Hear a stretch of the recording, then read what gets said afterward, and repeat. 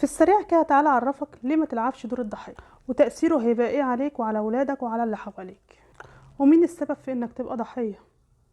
وخلي بالك لا تكون بتربي ولادك على تبني دور الضحية من غير ما تحس. خلي بالك ان في فرق كبير بين انك تلعب دور الضحية وانك تكون بتحاول تقنع اللي حواليك انك ضحية بالخداع والمكر عشان تكسب تعاطفهم معاك.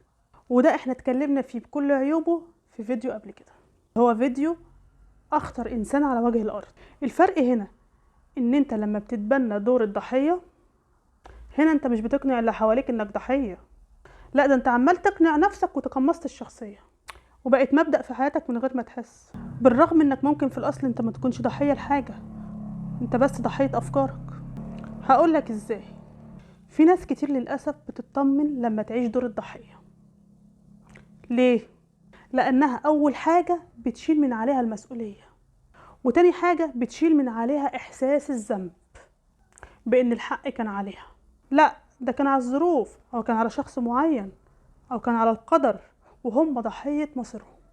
مش واخدين بالهم أن تبني دور الضحية ده هيخسرهم كتير، لأنهم بيحطوا الذنب على اللي حواليهم، سواء ناس تانية أو ظروف أو حياة.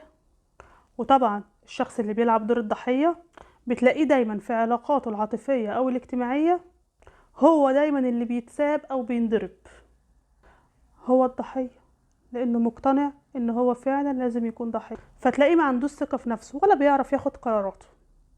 يعني مثلا تلاقيه دايما بيحس إنه شغله صعب عشان هو في الأصل حاسس إنه ضحية، فشايف إن غيره يقدر يعمله لكن هو ما يقدرش، وإنهم ظالمينه دايما وبيدوله الشغل الصعب، وإنه ضحية الناس في شغله.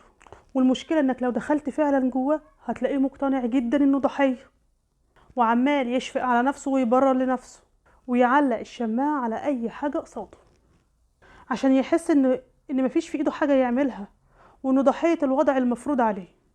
وللأسف ممكن يلاقي ناس حواليه بتجامله فبتدعم له الفكرة أكتر وتزود من إحساسه إنه ضحية والدنيا جاية عليه.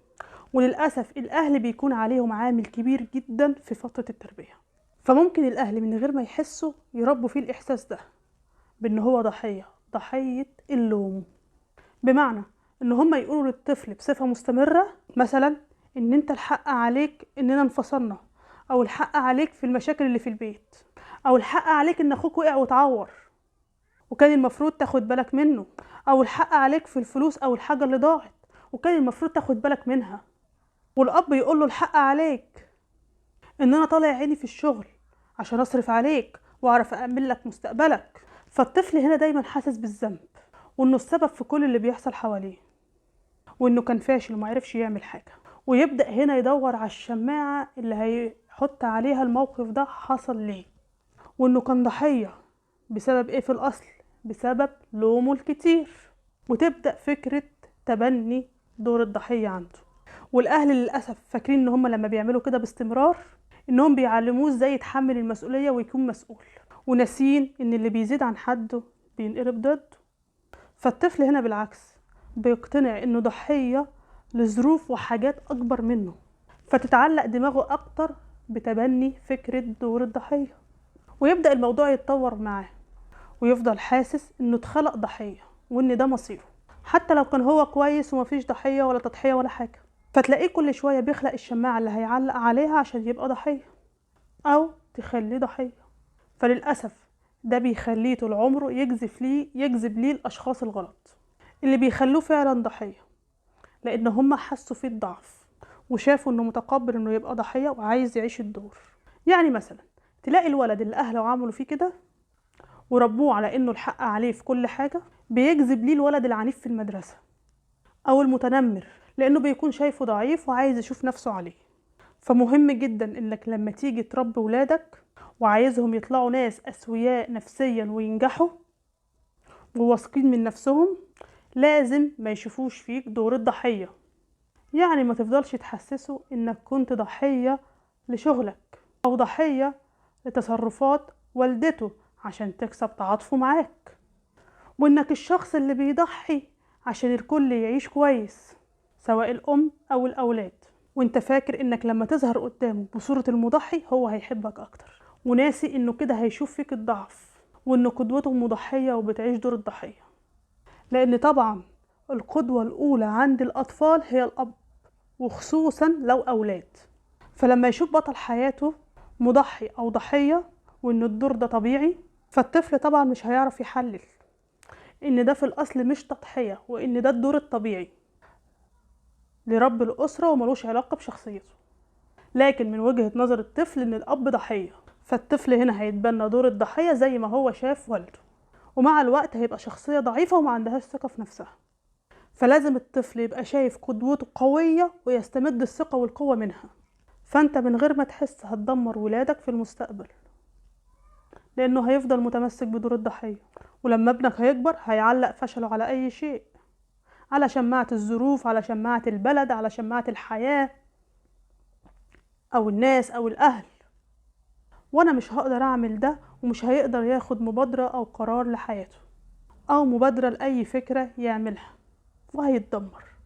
غير لما يلاقي والده بيشتغل وهو مبسوط في شغله، حتى لو شغله قاسي او مش عاجبه او مش على هواه. فهنا من خلال افعال الاب الابن هيتربى على ان الشغل ايا كان هو متعة، وعلى فكرة التحدي وتحقيق الذات، وانه مش ضحية. فهنا الطفل في المستقبل هيكون شخصية قوية عايزة تحقق ذاتها، وشايف انه ما ينفعش انه يبقى ضحية ظروف.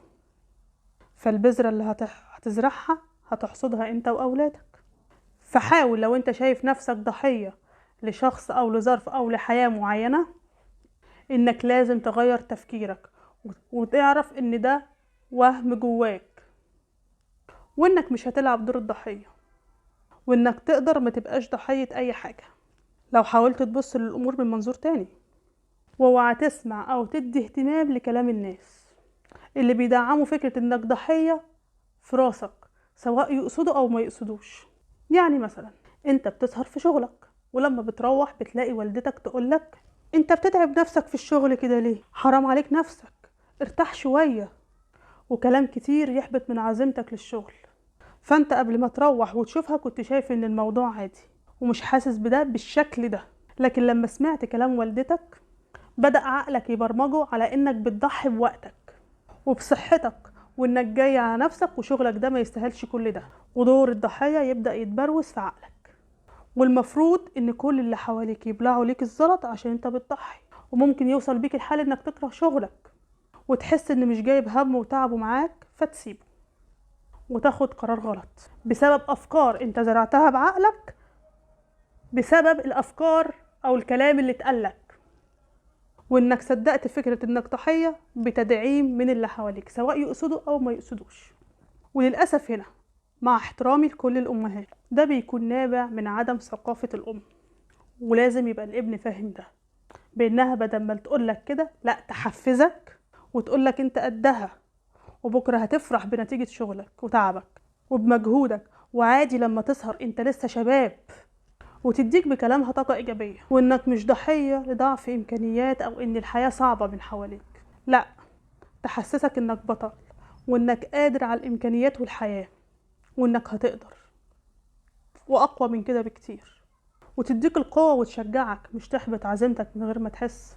فأنت اوعى تسلم نفسك لكلام اللي حواليك عشان ما يأثرش فيك، وخلي هدفك دايما إنك مش ضحية، وإنك ولا عمرك هتقبل إنك تبقى ضحية، وإن ده كله وهم جواك.